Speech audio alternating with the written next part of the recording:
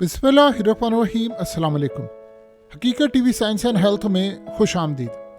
2024 का सूरज जब गरूब हो रहा था तो आप ये देखिए, ये जो मनाजिर आपकी स्क्रीन पर आ रहे हैं, ये यूक्रेन के अंदर जो टीवी चैनल्स हैं उन पर तमाम टीवी चैनल्स को रूस की जानिब से हैक कर लिया गया। रेडियो स्टेशंस उनको हैक कर लिया गया। इंटरनेट से लेकर मुख्तलिफ साइट हर जगह पर एक बहुत बड़ा हमला हुआ और उस हमले में पैगाम ये दिया गया है कि तैयारी पकड़ ले सारे यूक्रेनियन, अगले चंद घंटों के अंदर हम दुनिया का सबसे खतरनाक तरीन मिसाइल मारने वाले हैं, जो ऑरिस्टिक मिसाइल है, और दुनिया की कोई ताकत इन मिसाइलों को आपको तबाह करने से अब नहीं रोक सकती। अब आप इमेजिन कर लीजिए कि 2024 जिन लोगों का जैसे भी गुजरा, किसी का अच्छा गुजरा, किसी का बुरा गुजरा, किसी का उम्मीदों भरा कोई मिक्स था, लेकिन 2025 कितना भयानक साल होने वाला है, क्या सूरत हाल होगी, इसका अंदाज़ा आप इन मैसेजेस से लगा सकते हैं कि अगले चंद घंटों में जो साल की नई शुरुआत है, न्यू ईयर है, वो मिसाइलों की रेंज में, मिसाइलों की गूंज में, खून की नदियों में बहने वाला एक साल ऐसा लग रहा है, इसकी शुरुआत होने वाली है। और दुनिया के अंदर जिन ताकतों ने जंग छेड़ी है, चाहे वो ट्रंप आ जाए, कुछ और हो जाए, वो भी तैयार नहीं है। अब आप ये अंदाज़ा कर लें कि इस वक्त यूक्रेन के अंदर खौफ की अलामत है। जो वो न्यू ईयर मना रहे हैं, जब इस सारी सूरत हाल के अंदर पूरी तरह जश्न है दुनिया में, लोग गुजरा हुआ साल जो समझते हैं तल्ख यादों से भरा हुआ था, मोस्टली लोगों के लिए वो जा रहा है, एक नई उम्मीद है। इस सारी सूरत हाल के अंदर रूस ने यूक्रेन की जो सबसे ख़तरनाक तरीन मिलिट्री एयरफील्ड थी उसको उड़ा दिया है। और आप ये सोचें कि इतना ख़तरनाक हमला हुआ है, ये हेडक्वार्टर असल में आप समझ लें कोई नेटो का जैसे हेडक्वार्टर होता है, वो उन्होंने उड़ा दिया।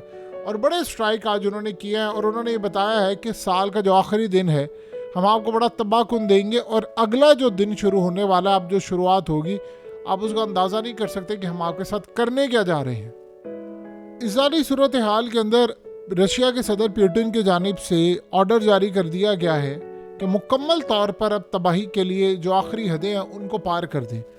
असल में मसला ये हुआ है कि अब वो चाह क्या रहे हैं कि ट्रंप के आने से पहले हम अपनी पावर भी शो कर दें। देखिए, ट्रंप बड़ा समझदार इंसान है, उसको पता है उसकी पावर क्या है और रशिया की पावर क्या है, पुतिन की पावर क्या है, वो बड़ी अच्छी तरह समझता है। तारीख को भी समझता है, इस्टेब्लिशमेंट्स को भी समझता है, गुस्सा भी समझता है, दोस्ती भी समझता है, नाराज़गी भी। वो इस्टेब्लिशमेंट का नुमाइंदा तो है नहीं कि जिसने इस्टेब्लिशमेंट ने जो स्क्रिप्ट देना है वही उसने आकर बोलना है, उन लाइन से आगे पीछे वो जा नहीं सकता।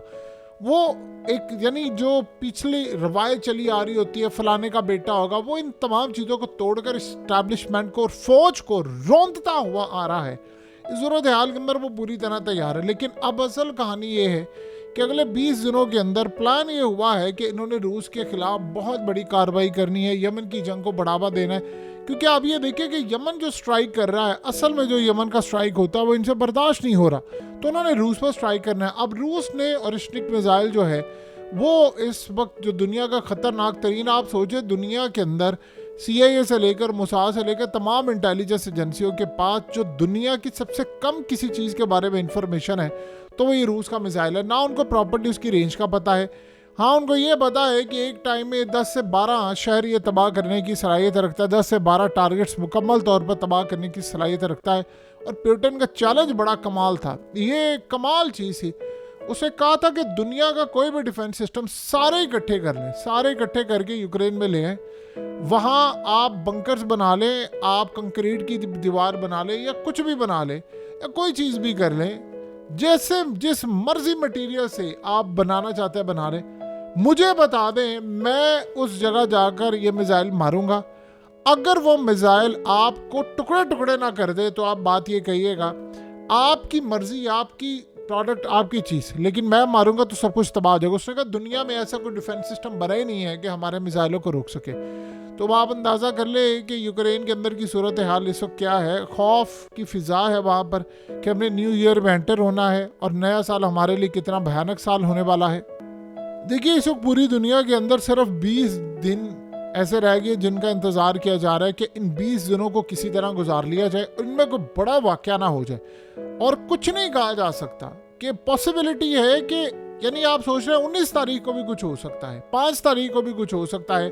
खास तौर पर रूस के हवाले से वो इतनी आसानी के साथ उसको स्पेस नहीं देंगे। अभी तक की आप सूरत हाल का जायजा अगर लें तो देखिए यमन पावरफुल है, वो हमला कर रहा है और रूस इस सारी सूरत हाल में उसको खुला मैदान दे दें कि जी आप लोग ठीक है ये काम कर लें। जैसे मिसाल के तौर पर अब आप देखें कि एम्स्टर्डम से लेकर अब दुनिया भर की दीगर जगहों पर एहतजाजी मुजाहरे शुरू हो गए हैं और हम मुजाहरे असल में क्या कह रहे हैं कि हमें हर सूरत अब ये जंग ख़त्म करनी है और रूस के साथ सुलह करनी है। ये मामला चल रहे हैं इधर।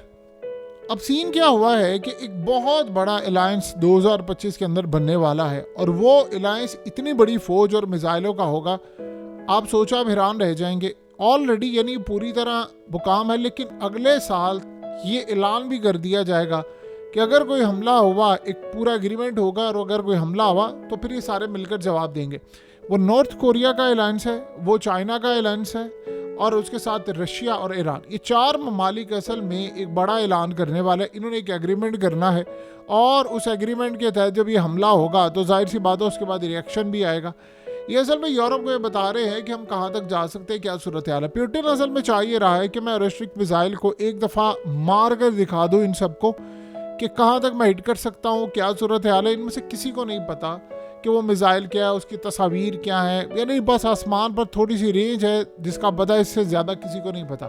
और एक दफ़ा अगर उसने प्लान ये किया है कि मैं 10 से 15 टारगेट जो हैं वो एक ही दफ़ा हिट कर दूं ताकि इन सब के तोते उड़ जाए, इनको पता चल जाए कि मेरी पावर क्या है, मैं किस लेवल पर जाकर हमला कर सकता हूँ। इसके अलावा आप ये देखिए इस सारी सूरत हाल में ये जो नया साल है वो असल में बता रहा है कि लड़ाइयों का आगाज़ है। देखिए अगर हम बाबा वांगा की पेशन गोइयों के मुतालिक चीज़ें देखें जो उसने कहा था, उसे एक बड़ी अहम बात की थी कि शाम के अंदर से जो तबाही होगी ये बढ़ती बढ़ती यूरोप तक जाएगी। और पुतिन के हवाले से बड़ा क्लियर यानी इस सारे मामले पर वो थी कि जाहिर सी बात है जो रूस ने काम किया, उसने कहा रूस की बड़ी विक्ट्री होनी है, बड़े पैमाने पर रूस की विक्ट्री होगी। यूरोप की तबाही का जिक्र था कि यूरोप ने बड़े पैमाने पर तबाह होना है और यूरोप ठहर नहीं सकेगा। उस वक्त देखिए जब बाबा वांगा ये पेशन गोई की थी तो दूर दूर तक अंदाज़ा नहीं था कि सूरत हाल में कोई यूक्रेन वाली जंग भी छिड़ेगी या यूरोप पूरा सारा लड़ पड़ेगा। ये वही औरत है जिसने कहा था कि सोवियत यूनियन के टुकड़े टुकड़े होंगे, वो टूटेगा। फिर उसने अब रूस की जो जीत की पेशन गोई की हुई है उसमें आप अगर गौर से देखें तो पिछले तकरीबन आप समझ ले 3-4 साल के अंदर जो यूक्रेन की जंग छिड़ी हुई है उसमें अभी तक यूरोप को विक्ट्री हासिल नहीं है। और अब जब से इन्होंने मिसाइल बना लिया है अब असल कहानी यहाँ पर शुरू होगी। जो लड़ाई होने वाली है वो है 20 जनवरी के बाद। देखिए ट्रंप ने हलफ उठाना है, ट्रंप ने अपनी जो सपोर्ट है वो विड्रॉ करनी है हर सूरत ये नेटो से। नेटो ने अगर खास तौर पर जेलेंस्की का साथ देना है यूक्रेन का तो फिर सूरत हाल ये होगी कि अमेरिका नेटो से निकल जाएगा। ये बहुत ही बड़ी तबाही होगी कि अगर अमेरिका नेटो से निकल गया एक दफ़ा तो आप याद रखिएगा अमेरिकी इस्टेब्लिशमेंट फिर ट्रंप को कितनी देर तक जिंदा देखना चाहेगी। ये तो बड़ी अजीबोगरीब सूरत हाल होगी क्योंकि उनके जर्नैल और उनकी फ़ौज और उनके तमाम जो ब्यूरोक्रेसी है वो पैसा इसलिए खाते हैं कि नेटो को पैसा जाता है, असला जाता है, सपोर्ट जाती है अमेरिकी लोगों के पैसों से, टैक्स के पैसों से।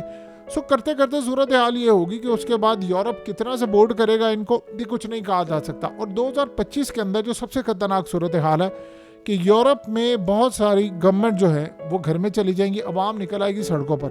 क्योंकि या तो आप खड़े हो जाएंगे, फिर एक दफ़ा जब ये ओपनली खड़े हो जाएंगे कि ठीक है जी अमेरिका आता है या नहीं आता, हम इनके साथ खड़े होंगे, तो ये एक बहुत बड़ी लड़ाई है और बहुत बड़ी तबाही है। तो इसके बाद की जो सूरत हाल पैदा होगी वो आप अच्छी तरह समझते हैं कि किस लेवल पर जाकर ये मामला हो सकते हैं। यूरोप को हिट करना असल में पुतिन का अब ख्वाब नहीं है, उसका प्लान है। वो ये चाह रहा है कि किसी एक मुल्क को मैं सबक सिखा दूं बुरी तरह, और ये मुल्क असल में अगर मैं सबक सिखा दूं तो उसके बाद ये आगे ना बढ़ सके। देखिए जो एक और प्लान ये चल रहा है कि अगर ये ओरिशनिक और ये सारे मिसाइल यानी हिट होते हैं तो फिर याद रखिएगा उसके बाद इन्होंने अगला मरहला जो जारी करना है वो ये है कि ख़ास तौर पर यूक्रेन में कोई न्यूक्लियर असल में मिसाइल या न्यूक्लियर वॉरहेड जो है वो वहाँ पर पहुँचा दिया जाए। अभी तक आप ये देखिए लॉन्ग रेंज मिसाइल सारी चीज़ें पहुँच चुकी हैं।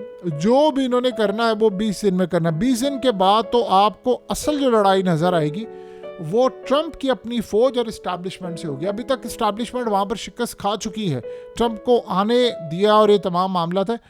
अगली सूरत हाल ये है कि उसकी जान को शदीद ख़तरा रहेगा क्योंकि उसने बहुत सारे इकदाम करने हैं।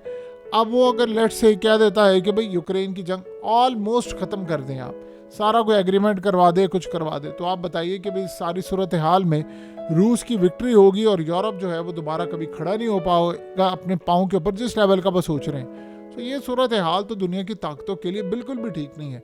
तो यहाँ से आप अंदाज़ा कर लें कि यूरोप में एहतजाज होता है रूस के हक में कि आप वहाँ से मामला तय करें, जंग बंद करें, तो उसको दुनिया का कोई मीडिया कवरेज नहीं देता। यहाँ से आप अंदाज़ा कर लें कि कैसे सबको मैनेज किया जाता है। हकीकत टीवी साइंस एंड हेल्थ की इस वीडियो के नीचे कमेंट ज़रूर कीजिए, अपनी राय का इजहार ज़रूर करें और इस वीडियो को हर जगह शेयर करते हुए चैनल को सब्सक्राइब ज़रूर करें।